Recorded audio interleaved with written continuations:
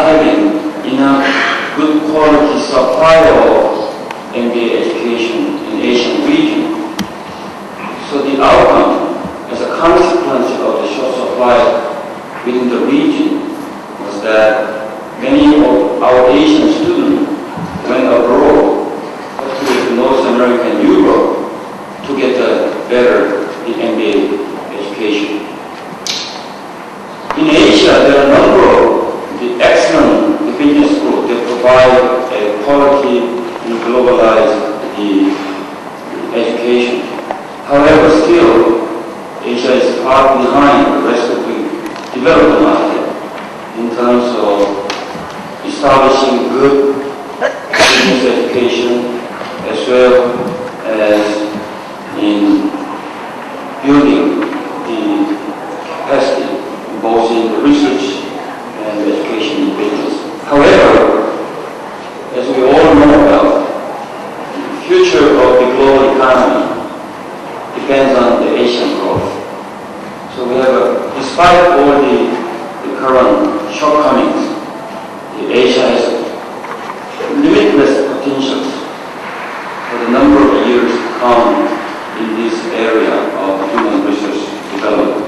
Let me first thank to the Ministry of Education and other agencies that are involved in organizing these sessions. And also, let me introduce my two participants in the session. To my right, Professor Singh from the National University of Singapore. He is the Vice Dean of the Business School at the National University of Singapore.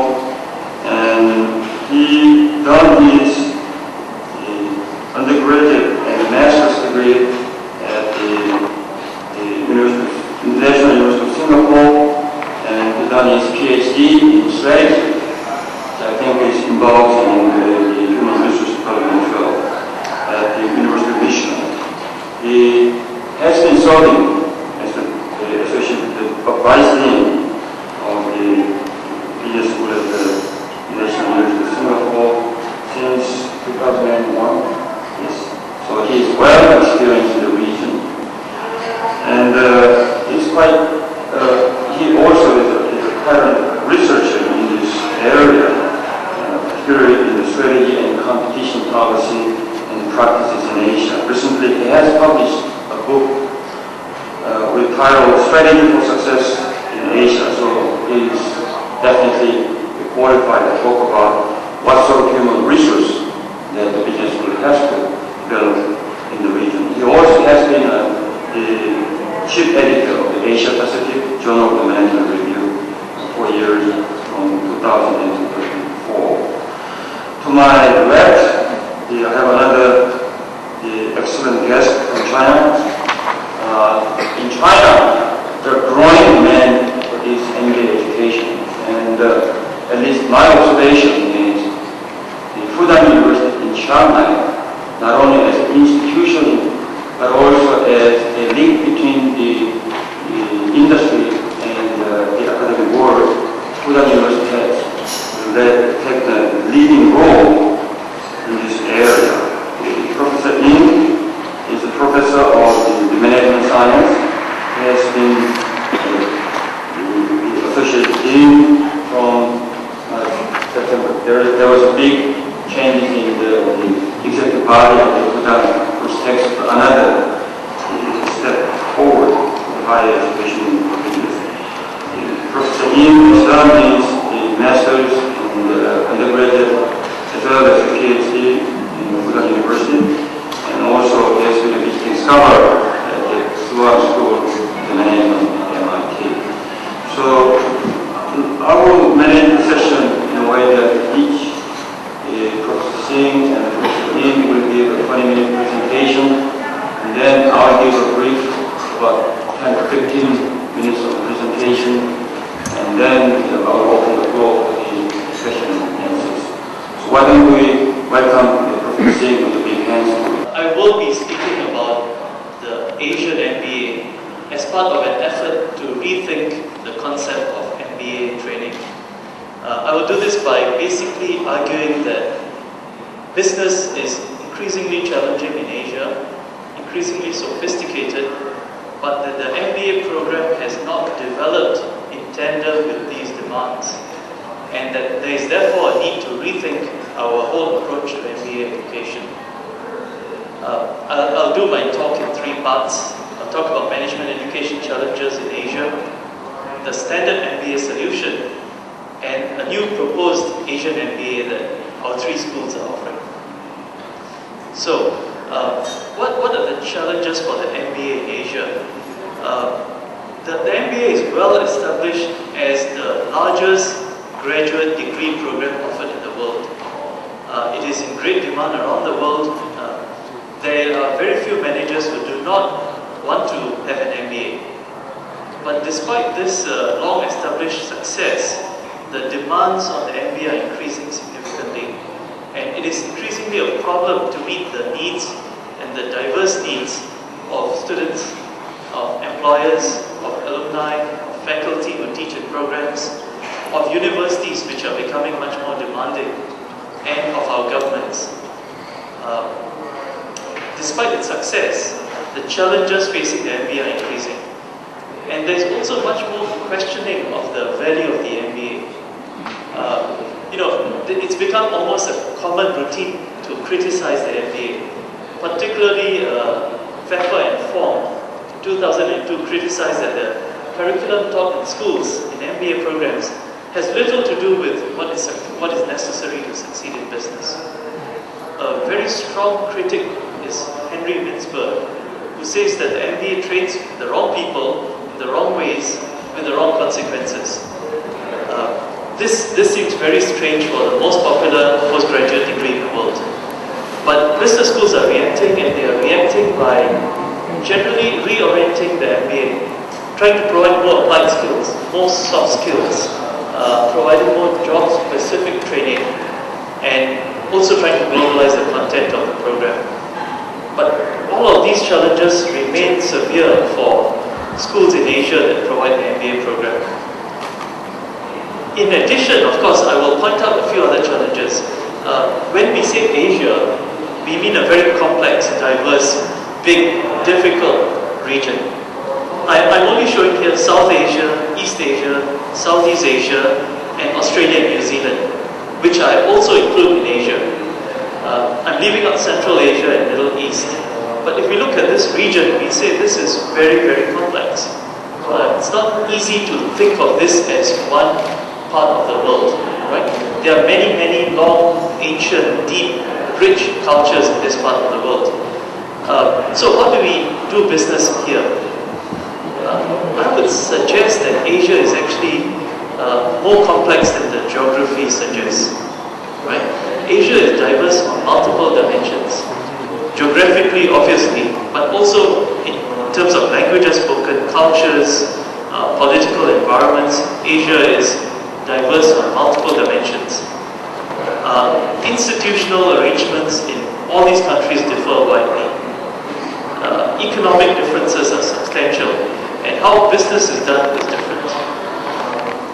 The environments in these countries, politically, economically, socio-culturally, technologically, are very diverse and changing much more rapidly. The governments in these countries play multiple roles. They are regulators of business, they are participants, they are promoters, usually all at the same time. And different governments, at least in our 3 countries, but in all countries, operate very differently. So that business fundamentals in all these countries are different. I'm sure many of you come from businesses that operate across Asia, and how you operate in one country can be very different from how you operate in their neighboring country. In fact, I would say it's very hard to find 2 Asian countries that are neighbors that speak the same language, right? Immediately this tells us how difficult it is to do business in Asia. So I would argue that there is no one Asia, that this is a very diverse region with economic and business practices being substantially different and largely being driven by stages of development differences. What this means is that businesses face very different requirements across the region. So on this chart I have on the vertical axis the resources required in order to succeed in business. On the horizontal axis, the stages of development. Generally, when a country is developing, what you need are connections. Who you know may be more important than what you know. But as countries develop, the inputs, resources become more important for businesses to succeed. And as they develop even further, competencies, technology, organizational abilities become critical. Now, the countries of Asia are broadly spread out across different stages of development, right? From at the lower end, countries like India and China, rising to the higher level, potentially Japan is the most developed institutional environment in Asia. And of course, I put the US and Norway here as examples. This, I hope, captures very simply the challenges facing businesses operating in Asia. What does this, how will this change in future? I picked 2012 because it's far away that maybe by then you would have forgotten my predictions, but also that it's foreseeable somewhat. What we can say is over the next 5-6 years, economic and other differences within Asia will persist. They will not become less. Despite globalization and integration of Asia, these differences will persist. Asia will be both developing and developed. Within countries of Asia, you will see very developed environments, but also developing environments. So in some ways, Korea is a bit unusual, because you can travel from the top to the bottom tip of Korea and you will see a very modern, developed country. But for much of Asia, when you leave the big cities, you see very poor developing regions. Business will be more integrated. Businesses will operate in many more countries within the region. Managers will be transferred across countries in the region. The demands for managers who understand different parts of Asia will increase. There will also be a new wave of Asian MNCs. Not just the tribals, but other organizations will emerge from new countries like Thailand and Malaysia. They will become leading firms in Asia as well. And fortunately for the educators among us, education will continue to be an important industry in this part of the world. Education will be a business, but also an opportunity and a requirement for the growth of our countries. So what does this mean? What are the implications? The Asian business environment is complex and will continue to be so as far as we can see forward. This complexity imposes many challenges on us as educators, on our universities as the sources of the key resource for development in the future. The common solution to this problem, the common HR solution, is to send managers for the MBA or to hire new managers with an MBA. So the MBA represents the best solution we know for all of these challenges. The question obviously arises, how well will the MBA serve us in future? I think it has done very well in the past. Although I started with a critic of the MBA, I am not one who argues that the MBA should be shut down. Right? I'm not proposing that we have failed in educating managers. In fact, as those of us here yesterday will remember, the argument was made that the whole structure of academic knowledge is wrong for business. And I would argue against that. I think the MBA does a reasonable job of educating managers in the fundamentals of business and in preparing them to think about challenges of business as they appear. We have to remember the original purpose of the MBA. The MBA was created to train engineers for general management. Right? This is the original concept of the MBA.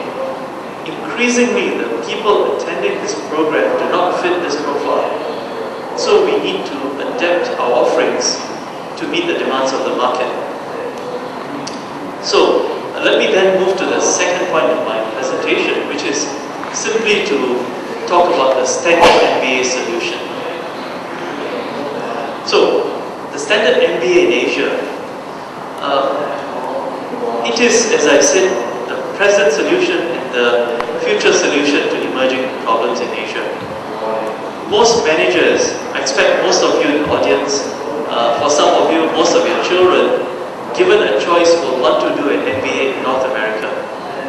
The US first choice, North America second, and maybe Europe third choice.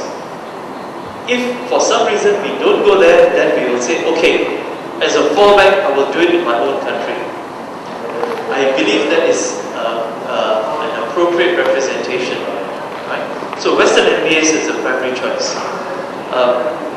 Another common aspect of the MBA is that it is a highly standardized program. Now, I know many business schools will sell their program as different. Our MBA is unique. My own school claims to offer the best of East and West in business education. But most of us offer a very similar curriculum. Most of us teach standard global best practices. We teach similar courses. We teach similar material. In fact, I have spoken to MBA students from around the world, many, many countries, and I can mention the famous gurus, and they are all the same. We read the same books. In most cases, we offer the similar MBA program which we adapt to our local business context. So for us in Asia, we do some Asian contextualization. We use some Asian content. We may teach in our language, and we will offer some local cases. But interestingly, many Asian schools use cases on Asia, on their own companies, written at Harvard Business School. There is something wrong with this picture, right? We are the experts of our countries, and we need to develop our material. There is a remarkable lack of differentiation in the MBA program. In fact, if our students were to offer a product like our standard MBA, we will give them a C grade because they are not responding to market differences. So, as a school, as a business school, each of us needs to look at our market and respond to the customer requirements. Customers in this case being the nation for its development, employers who hire our students, governments who fund us and who use our resources. In most business schools in Asia, there is a remarkable lack of diversity in students. Faculty are also fairly uniform, and so are the programs. In fact, I would argue that in most countries in Asia, the vast majority of students are local. I can think of only 3 countries in Asia where this is not true. Australia, New Zealand, which I mentioned I include as part of Asia, and Singapore, where for most of the universities in these countries, a large proportion of students are foreign. So for these countries, education, the MBA program is almost like a business. Despite this, most schools are trying to innovate. We are all trying to make our programs more globalized. We are trying to increase interactions with industry so that companies get more chance to deal with students, our students learn more about industry. We are trying to increase curriculum flexibility. We're trying to offer options for executives to further themselves. So we offer executive MBAs in multiple forms. In general though, I would conclude that there is insufficient choice, insufficient diversity in programs. Again, as we heard from Francis Fukuyama yesterday, that the business challenges, how the world is changing is incredible. Immigration is a big source of, is a major trend, and businesses have to deal with a whole lot of changes in future. Immigration, interestingly, is not a major trend in Asia. With only a few countries is it a trend. So that Asian countries tend to have less diversity than the businesses that they generate, and also less diversity in MBA programs reflecting their cultures. So, and this is also true in training for senior leaders. So, if we were to solve these problems, what could we offer? What would an alternate MBA look like? So I would say that first we should not be afraid to change the global model. The global model has succeeded, but it doesn't preclude us from trying our own options in Asia. Business schools in Asia are now competent enough to offer our models. No one school in Asia can address all the challenges that we face.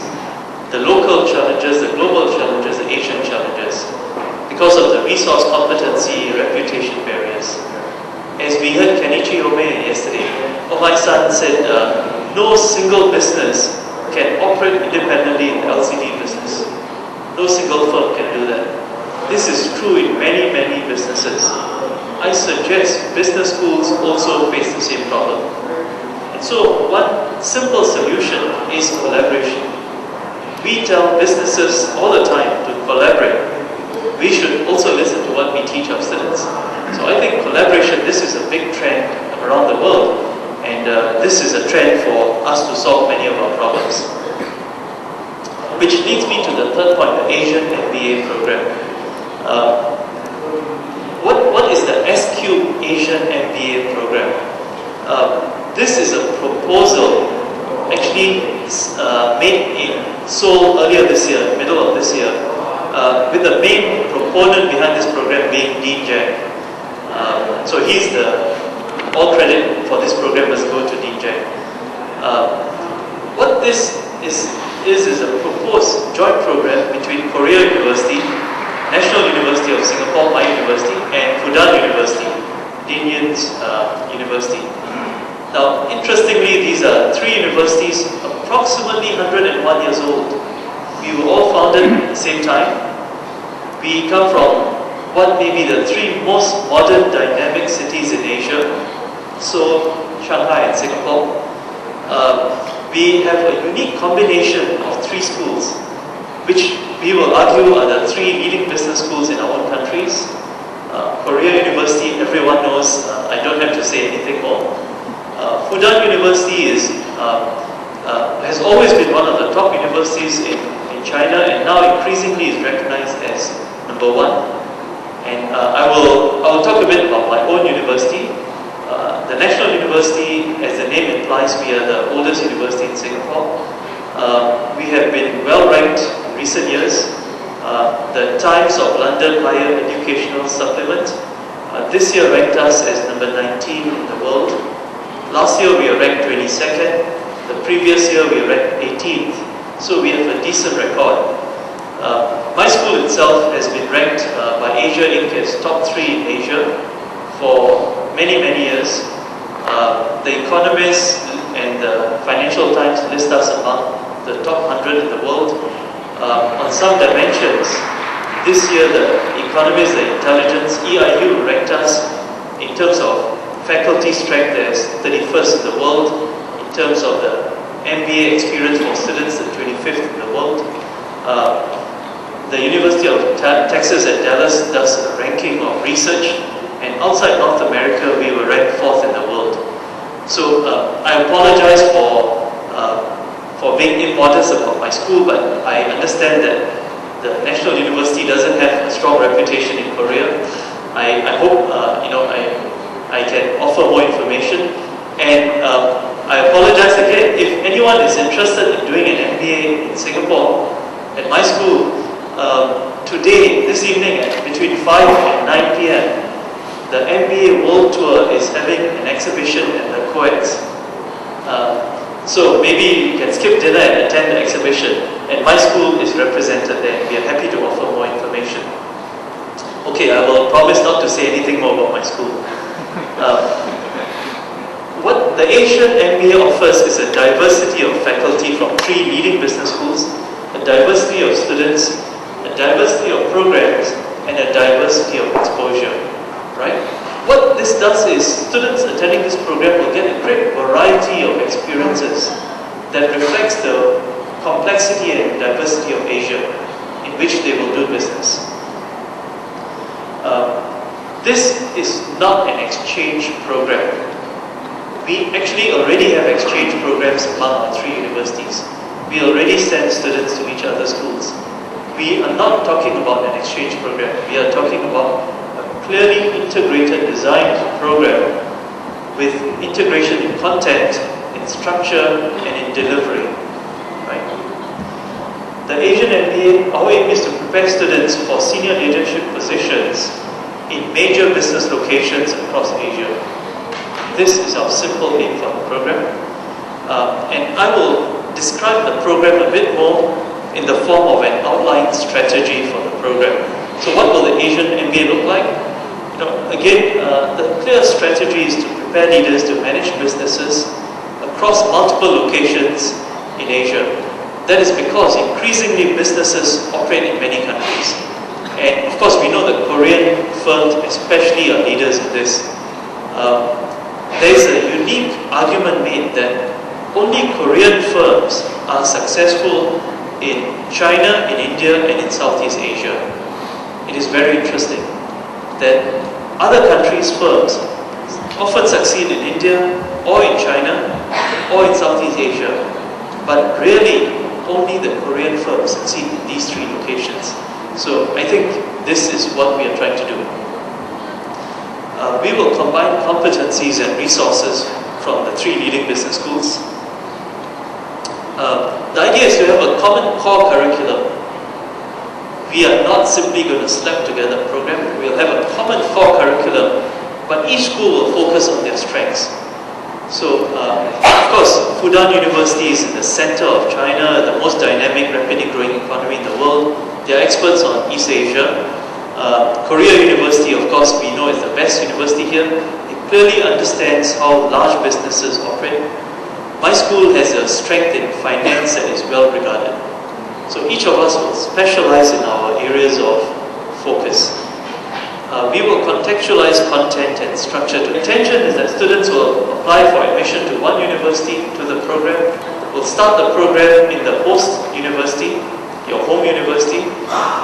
You will end the program in your own school, but you will have at least one semester in another university and at least an internship, an industry visit, or an intensive study at a third university.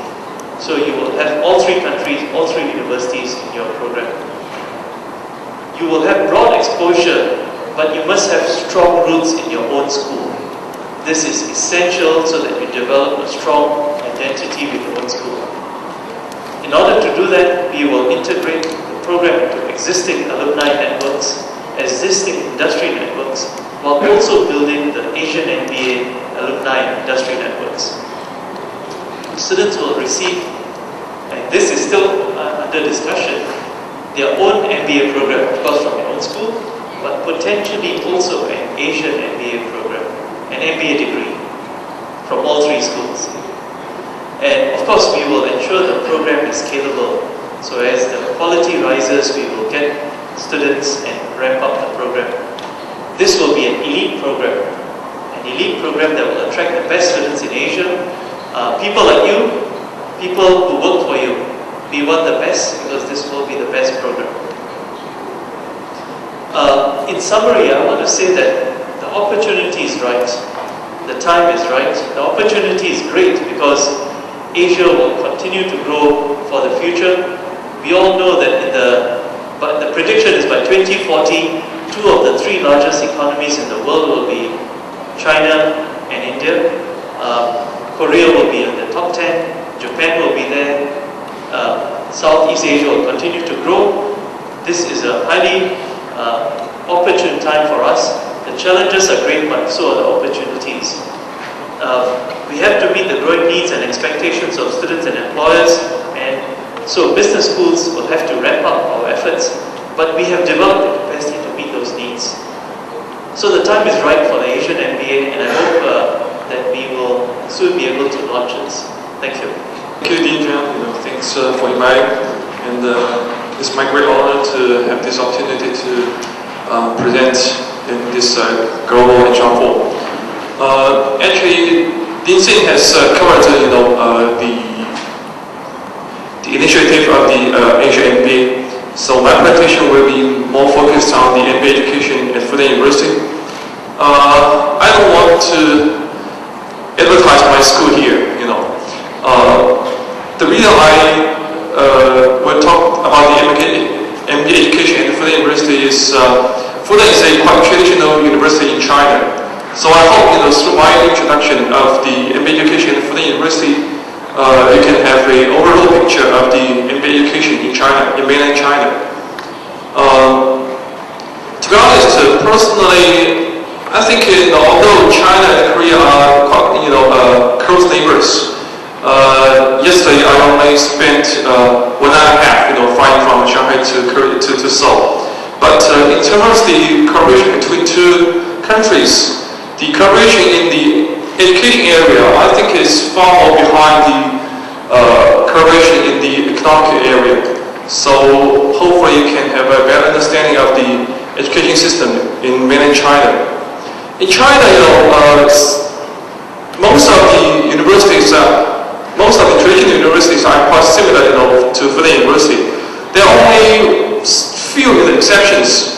You may hear about CEIBS, which is the China European International Business School, which is not considered as a national education system in mainland China, because it was founded by the support of Shanghai municipal government and the European Union.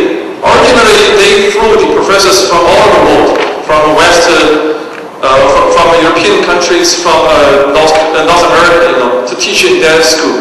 Right now, they're building up their own faculty teams, but they are not under the supervision of the Ministry of Education in China. So they are now considered as one of the universities of the national, education system. First of all, I will talk a little bit about the university itself. As Professor Singh mentioned, that in all of three universities was founded in 1905. Last year was the 100th anniversary of the university. And in the centenary celebration ceremony, Mr. Wang Guo, the chairman of the People's Congress, who is ranked as number 2 of the top leaders in China, just following President Hu Jintao during the speech at our celebration ceremony. So you can see the great support, from the central government to Fudan. And here's some brief information about the university. Right now we have more than 40,000 students totally. Originally we don't have that many. In year 2000 we merged with a university called the Shanghai Medical University, which is a quite famous medical university in China. So right now we have more students than before. And right now we have 17 schools, 70 departments, and the School of Management is one of the 17 schools at Fudan right now. In terms of the business education history at Fudan, actually we started the business education quite earlier, in late of 1910s. In 1920 we established a department of business administration at Fudan, and in 1929 we established the School of Business at Fudan University. But unfortunately, this is not only for Fudan University, but for whole mainland China. We started business education in year of 1952. And 25 years later, in 1977, Fudan is one of the first universities who resumed the business education in mainland China. And in 1985, we re-established the School of Management at Fudan University. So last year was the 100th anniversary for the whole university, and it was also the 20th anniversary of the re-establishment of the School of Management. Right now, at School of Management, we have 8 departments covering almost all the areas of the management education, and we have roughly 227, because the number is changing every day. Faculty members in our school, and we have more than 4,000 students total at the school. So in terms of the ratio of students' bodies to the faculty teams, the ratio is quite high in our school, which means the average teaching load is quite high for most of the faculty teams. And a part of those traditional academic degrees, bachelor degree, master of science degrees, PhD degrees, we are running quite a number of professional degrees at Fudan University right now. The first one is the Fudan MBA program. This program was launched in 1991. In year 1991, the Ministry of Education authorized 9 universities to offer the MBA degree, MBA program in mainland China. Fudan is one of the 9 universities. For the first batch of MBA students, we only had 9 students totally. 9 students, less than 10. But right now, this year, in the recent probably 3 or 5 years, we accept 2 batches of MBA students every year. One in spring, one in fall. In spring, usually we accept 120, 140 students. In fall, we accept 360 students totally. So every year we have nearly 500 MBA students only at our school. So you can see the great change in the last 15 years. This is because year of 2006 is the 15th anniversary of the MBA education, the launch of MBA education in China, in mainland China. And the admission criteria in mainland China is a little different from the rest part of the world. Because right now, to my understanding, one of the most popular admission criteria for the MBA program is GMAT score. But in China, in mainland China, especially those students from mainland China, we cannot not accept single students with the GMAT score. Every student has to pass the national MBA entrance examination. Every student. And the application number to the MBA education at Fudan right now is huge. For example, the nearest class starting the MBA education at Fudan is the 4th class. They started this September. As I mentioned, we accepted 360. But the original application to that program is over 2,000. Finally, roughly 1,800 students took the examination, took the national MBA entrance examination. And we set up a bottom line of the examination score. And we interviewed almost 700 students. And finally we accepted 360 students. And in China, the curriculum is set by the university, set by the Ministry of Education, by the central government. All the MBA students must have at least 3 years of full-time working experience prior to their MBA education. And this is a rough profile of the students of the nearest class at Fudan University. The average working experience is roughly 7 years. And this is the job function, distribution in terms of the function in the industry.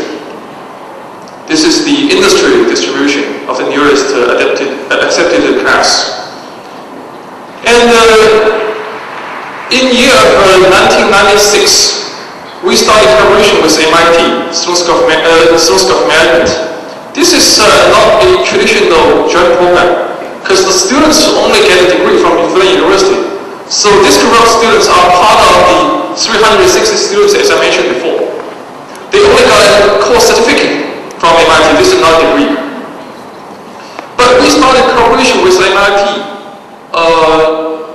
through the faculty training. We sent 2 or 3 faculty members every semester to Singh School, MIT, to spend the whole semester at the Singh School, to sit in their classroom, to talk to their faculty teams, to develop the curriculum and so on. And when they back to Fudan, they start to teach to the so-called Fudan MIT students.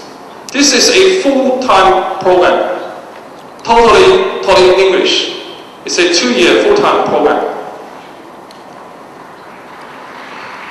Since we have quite a number of full-time students at Fudan, so in early of 1990s, we established a career development office at Fudan to help those full-time students to have internship opportunity to find their job after they finish the program at Fudan. So this is the job placement, statistics about the newly graduated class. So most of the students, went to the manufacturing industry, and most of the students did the marketing job, in the companies. This is the list of the top hiring companies in recent years. And also, as I mentioned, we accept the 120, 140 students for our spring class, and another 360, for the fall class. The limit of the number of students we can accept every year is not set by our own selves. It's set by the Ministry of Education, by the central government. So if we want to accept one more student, we have to get approval from the central government. This is very strict, constraint for our school. So also I mentioned that the demand of MBA education is huge in China. It's huge in China. At the very beginning, we want to have 9 students. Right now, we have roughly 500 students every year. So we cannot accept more. So we try to build up some joint programs with overseas universities. Since those students will get degrees from overseas universities, so they are not controlled by the Ministry of Education, we can accept more students in those joint programs. The first joint program was the program working with the University of Hong Kong. And the program launched in 1998. This is a truly joint program. I said that because half of the courses will be taught by the professors from Hong Kong, and the rest will be taught by the Fudan professors. So this is a 50-50 joint venture. And the students will get a degree from the University of Hong Kong. This is a part-time 2-year program. This is a profile of newly accepted students.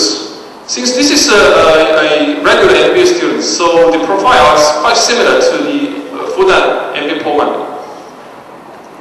And also, in 1996, we started collaboration with the BI, the Norwegian School of Management. This is a part-time program for middle-level managers. Because for the previous 2 programs, the Fudan own MBA program and the international MBA program working with the University of Hong Kong, students must have 3 years of working experience. But for the BI program, for the Norwegian School of Management program, the students must have 5 years of working experience. So it aims those middle-level managers. The students will get a degree from Norwegian School of Management, and this is a part-time 2-year program, fully in English. This is the profile of intake of this year. So the students in that program is a little bit senior than previous 2 programs. This is the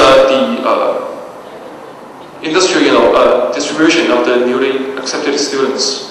Most of the students are from manufacturing industry, because China right now, China is considered as the world factory, So the manufacturing industry is booming in China. And also, in year 2004, we started collaboration with the University of Hamburg in Germany to offer a dual degree program at Fudan. This is the only professional dual degree program at Fudan University, at the School of Management at Fudan University right now. The students will get, the first degree will be granted from the Hamburg University. It's the master's degree on international business and economics, so we call the MIBE program, MIBE degree. And the students can use the credit they got from this program to apply another MBA degree from Fudan University. This is a full-time 1-year program. So all students will spend 8 months in Germany, in Hamburg, and 4 months in China, in Shanghai. And also 2 universities, University of Hamburg and the University of Fudan University, will recruit the students in both countries. So this is a truly internationalized program. And apart from those regular MBA programs, right now we are running 2 executive MBA programs at Fudan right now. One is the Chinese executive MBA programs. In year 2002, the Ministry of Education authorized 30 universities to offer the executive programs in China. Fudan is among those 30 universities.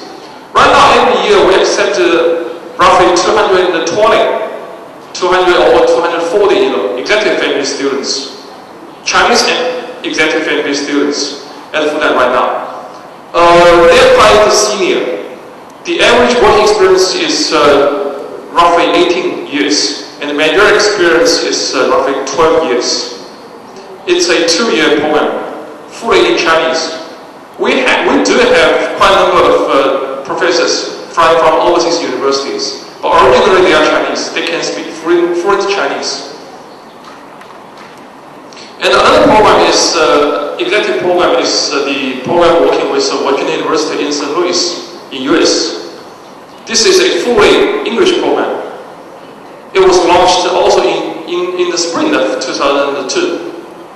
And we find professors from Washington universities to teach in this program.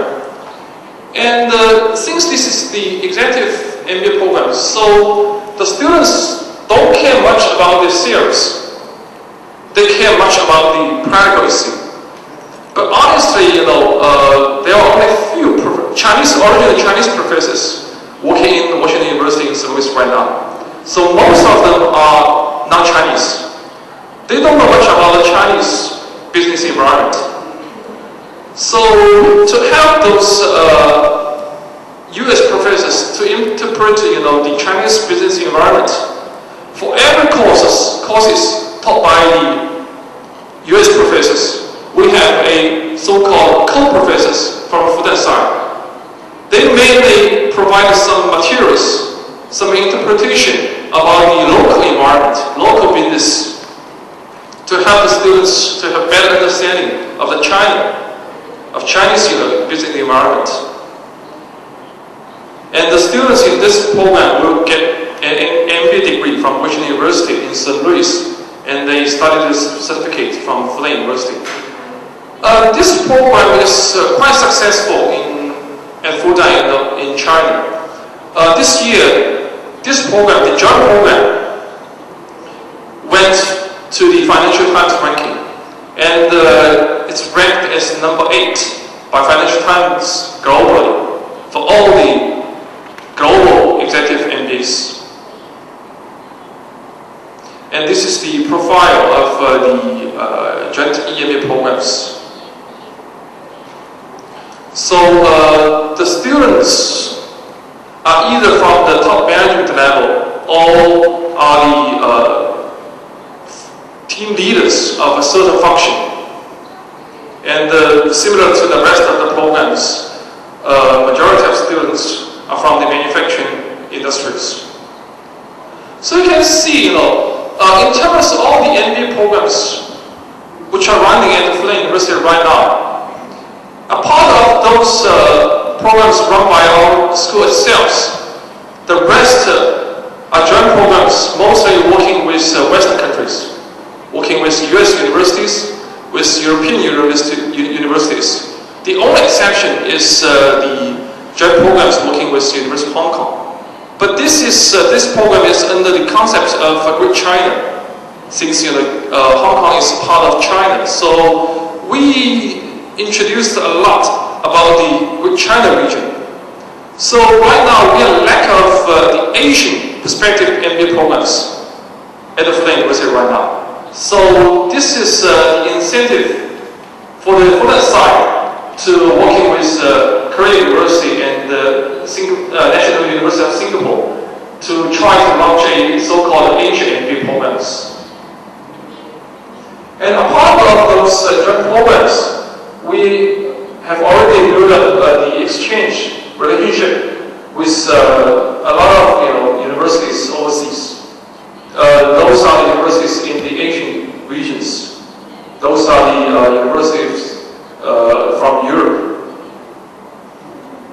And also we are working with quite a number of North American universities on the exchange level. We usually send 1 or 2 students to each of the partnership universities to spend 1 semester at the host university. And also we receive the universities of those universities. The students of those universities spend 1 semester at Fudan University. And currently we send out roughly 30 to 40 students every semester.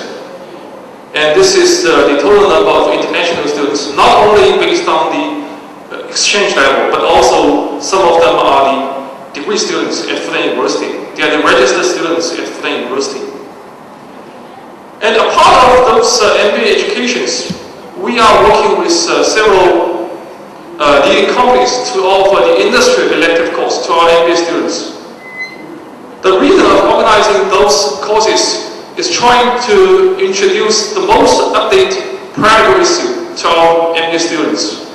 For each of these industrial elective courses, we usually have several people, several top managers from those companies to introduce the practical issue, the most updated practice in the real business environment to our students.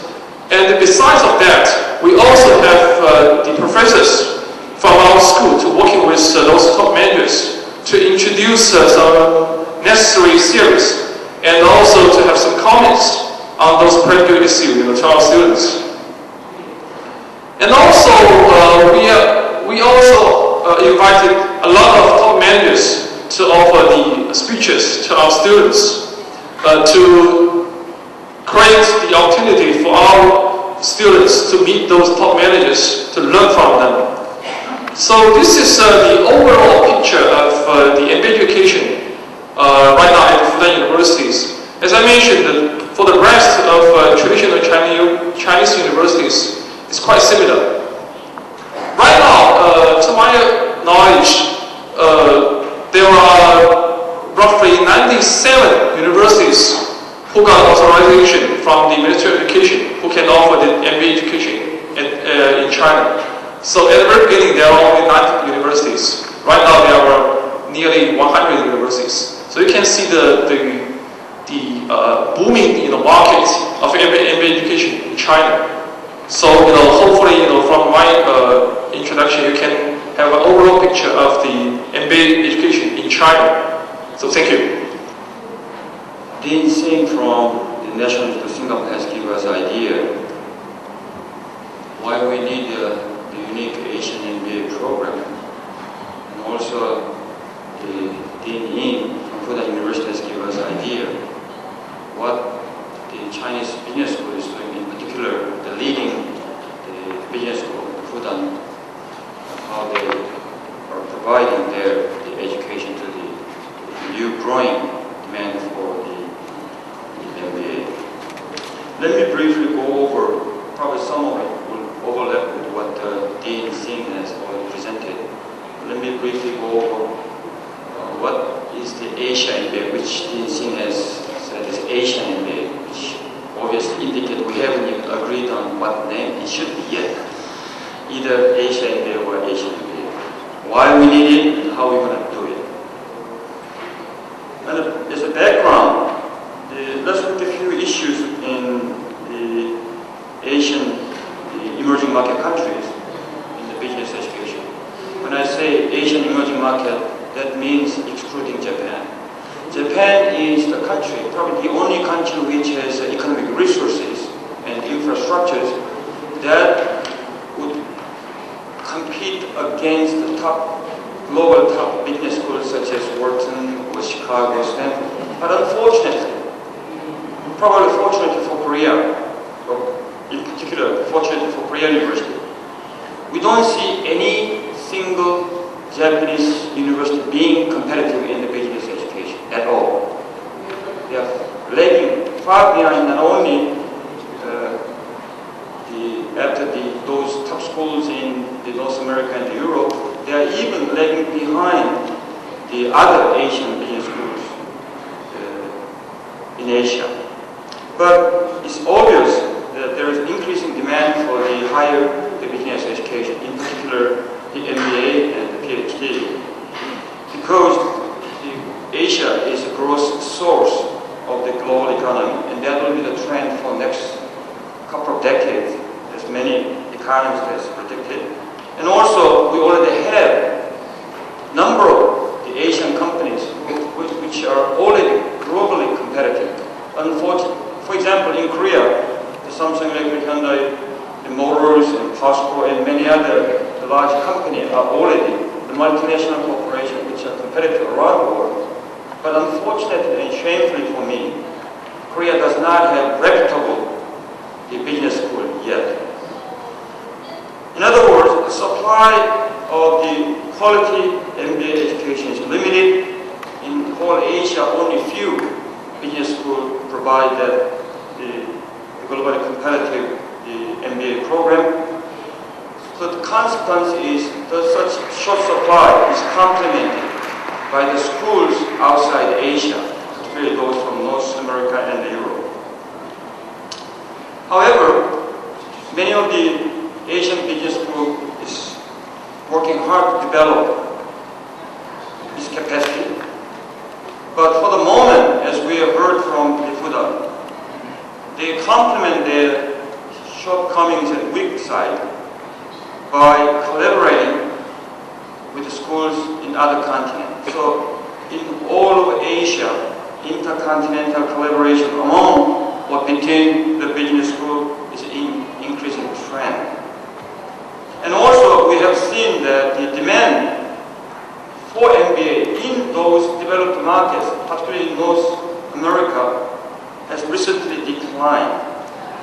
So many of the US schools and European business schools expanded their operation into this Asian region, not only in terms of just collaboration, but also in establishing their own campus in Asia, such as University of Chicago Business School has a campus in Singapore, and INSEAD from France has its own campus in Singapore, and also there are many European and North American business schools which has joint degree program with the Asian business schools. Despite this increasing trend of the intercontinental collaboration, we do see a very weak intra-Asia, which means within Asia collaboration among the Asian business schools. However, despite all these obstacles again, the Asian business school is converging to the global standard in terms of the contents of the education and in terms of the system to run, such as including the recruitment and job placement. In particular, many of the Asian business schools, including many Korean business schools, are trying to get this global accreditation. Many, like as my Korean University, Seoul National, and the KAIST all have obtained the ACSB, which is most known business education accreditation, which is mostly focused on the US standard. And there is another European accreditation called the ECUS, which is conferred by the European, the Association of the Management Development. And also many schools are conferring the joint degree between two schools. You already have heard from the Dean from the Fudan University. They have quite a number of joint programs. And also exchange is common. Like as my Korean University Business School, we have a agreement with over 70 business schools around the world. We are sending out about 130 students every year around the world. And as of today, at the business school in Korean University, 186, almost 200 foreign students are residing and studying. So it is almost like, as for the undergraduate level, since our intake for every year is about 350, they add up about 1,400 students as a whole for the undergraduate. And 1,400 is a quite high figure, even in international standard. At the same time, as NUS has done, and we done, and the Fudan done, and many other business schools has done in Asia, the supply of this MBA education is increasing through many means that I already have discussed. However, many of us has to think about where is the balance between the research and the teaching. And many of these collaboration, particularly intercontinental collaboration, is not really contributing much in developing the research capacity in the Asian business school. So let me take a few issues that intercontinental business education collaboration has, and at least my observation. What's its objective? I would challenge to those programs, including the ones that we do. Is it revenue generating, operation by selling OEM product, produced at the borrowed reputation? I think it's a very harsh question. But I do see many schools has done it. Yes, we don't enjoy high reputation, so we need some partner who has a good global reputation. But then, does it contribute in building our capacity, or it is just we are acting as a recruiting agency for those global schools who charge very high fees? And I have seen many examples in other part of the Asia who has done joint degree with the reputable global schools, paying high fees, but didn't get much in capacity building. What I mean by the capacity building is after years of collaboration, jointly done with the reputable, the globally competitive schools, the school, the local Asian school should have enjoyed high reputation, but in many cases that didn't come through. And why the student wants to get this MBA degree? We have to think about it. Are they wanted to just put their one shining line in their resume, or they really wanted to acquire the state of up-to-date knowledge and experiences, or they want to get a better job? If it's not just putting one line in the resume, I think many Asian schools has great potential in providing the new knowledge and wisdom for the local economy and also local companies, and also we have quite a potential for the excellent job placement, because many of the Asian companies are going North America and Europe to recruit their new employees, but they are mostly Asian, not the American or the European. Then how are we going to overcome these differentials in capacity? I truly believe some of the colleagues in the College of Art and Science or Social Science challenges me that the business is really the academic area. It's a very challenging question. But we have seen around the world, if you don't have a good, excellent research, you don't have a good quality education. So all those reputable business schools such as Wharton, Chicago, Harvard, Stanford, or the LSE, or INSEAD, they all based on their MBA education is based on excellent research capacity. So we don't want to be just a teaching school without the research capacity. That is a kind of the unseen threat out of the intercontinental, the collaboration with the top level, the business schools. And also there is an issue of how to overcome the language barrier. In my French business school, for the full-time global MBA, we provide everything in English, including administration. Not just in class, but also outside the class. But is that enough? Just teaching in English is enough. There got to be more than just English. But I do often find that just having local students as well as the local professor together and both speaking in English doesn't really create the environment that really gets the student to be good in English. So there is many other issues with it. Let me give you two statistics that I have recently seen, which looked at the research capacity. This was done by my colleague here. I'm sorry that I put the wrong name there. It's not National Singapore. No, but it's right. There's nothing to open with that. I put the right name. The NU has done this survey for the last 15 years, since 1990, on the publication in top journals. When we say top journal, that really mean top journal, just 2 or 3 in each area in the business. And they done a survey just for the Asia and Australia and New Zealand as the way that the Singh has defined the Asia. And it turns out to be Hong Kong USD has done the best job. They enjoy it, they are qualified to be the globally competitive business school. And the National University of Singapore failed at 3rd, and unfortunately, the Korean University failed at 12th, but I highlighted the Asian, including the Australian and New Zealand, that we are somewhere around 6 or 7 in Asia. The rest of it mostly from the Hong Kong and the Singapore.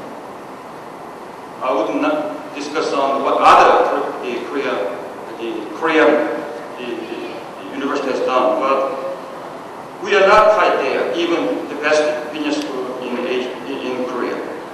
And another is survey done by the Arizona State, they produce this every year. They looked at one particular business area, which is finance, and they looked at, again, the top 4 journals, which is very, very the competitive ones. And we are very happy to see that we done quite well in this area. But even we have this capacity, if you look at the number of publications, there's a huge differential. So when I teamed up, my greatest business school was teamed up with, let's say, the University of Pennsylvania, which is a Wharton school, the capacity differential is huge. In other words, we've got to put the resources both in education and the research, otherwise we won't overcome this problem. That is why Fudan University and National University of Singapore and Korea University come together and decided to launch the new program which we call Asian MBA. The theme is by Asian for global business. And we want to be a window for those who want to come to Asia from the other part of the world. And we also want to be a window for Asian students to go to the global the business. Again, human resource, higher education is key to the growth. And also, we know that in business community, the networking is one of the key factors in inroading to the new market as well as in developing the businesses. So through this MBA, Asian MBA, we are looking at intra-Asian networking within the region as well as for those students coming from outside Asia will have a better the global networking through the Asia. It is not just a collaboration as the Dean Singh has already pointed out. We will integrate among us. What I mean by the integration is we are not, we have a Director General from the Director General Park from the Ministry of Education. Don't get surprised. I don't mean that we're going to put these 3 universities into one. We mean the program, the education itself will be 1, 4, 3. It's not 3 for 3. So we will have a joint operation and joint degree. And also, already Dean Singh has elaborated what the details are. So let me be brief on it. So again, the 3-city trying out the education, and the basic idea is each school will recruit its own student, but we will mix them and rotate so that students from each school will have full exposure on all 3 the cities and all 3 the business schools. And we are targeting at the global and local as well. So we'll definitely follow the global standard in a core curriculum as the Dean Singh has already laid out. But also, we've got to have a unique Asian contents in regional economy and the industry that is more competitive in the region than other part of the world. And also, we've got to incorporate the cultural aspect of the region. So we will have a cross-border operation both in the job recruitment, the student recruitment and the job placement as well. We are targeting launching this program in the fall of year 2008, and basically since China and Korea has to go through the approval of the Minister of the Education, we will come up with a definite plan by the end of the next January, which means in 3 months. Here, since I took this podium and since I have Ministry of the Education who organized this conference, let me share the few talks that I had with the Dean from NUS and Dean from the Fudan last week in Shanghai. My friends at Fudan asked me whether Korean government can help us in persuading the Chinese government, which means Korean government, the Minister of Education. If they talk to the Minister of Education in China to expedite the process of giving the license for this program, we may be able to launch much earlier.